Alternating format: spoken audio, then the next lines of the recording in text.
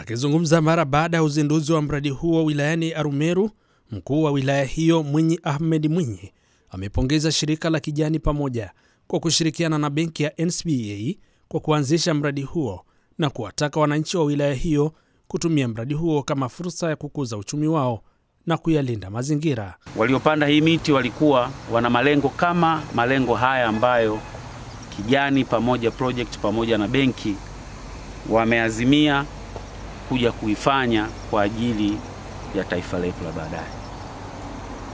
Niwapongeze sana kwa kuja na mradi kama huu, lakini pia kwa kuja na mradi kama huu katika wakati mwafaka. Tunajua ulimwengu wa sasa unakumbwa na mabadiliko ya tabia nchi kwa kiasi kikubwa sana. Bila ya kufanya hivi, tutashindwa kuandaa mazingira haya kwa ajili ya maisha ya baadaye. Tukikosa miti, tunajua hasara zake. Tutakosa mvua, lakini pia ukame ukiwa mkubwa zaidi, tutakosa hata sehemu ya kwenda kupanda ama kuzalisha chakula kwa ajili ya maisha yetu. Naombe sana wananchi wenzangu wa Arumeru, tukimbilie hii fursa kwa ajili ya mazingira yetu, lakini kwa ajili ya uchumi wetu pia.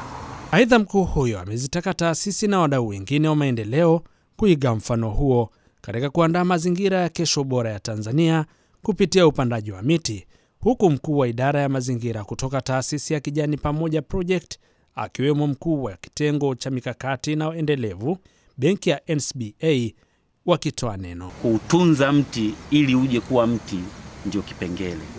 Sasa kuja na mawazo kama haya yanakwenda kuamplify sasa ile intention ya kila mmoja wetu kushiriki katika kuandaa mazingira ya kesho kupitia upandaji wa miti.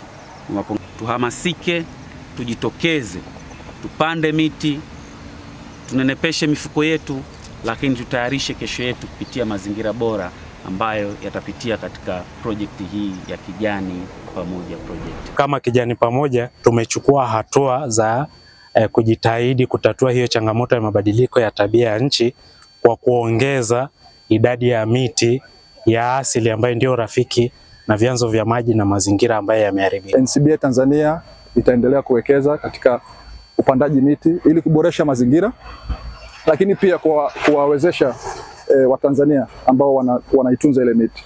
Kwa mfano, katika eneo hili tutakuwa tunatumia pay to grow model tukishirikiana na Kijani Pamoja. Zaidi ya miti 11,000 inatarajiwa kupandwa katika eneo la Orkokola wilayani Arumeru, hali itakayochagiza uboreshaji wa mazingira na kukuza uchumi wa wananchi.